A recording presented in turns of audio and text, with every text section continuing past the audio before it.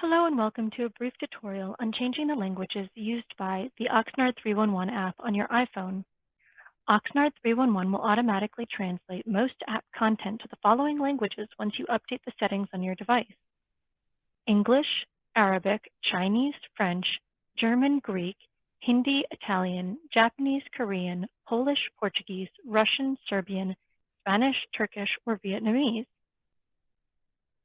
To set the phone language, simply go to Settings, scroll down to General, scroll down to Language and Region, select Add Language, and then scroll to the language that you want to add.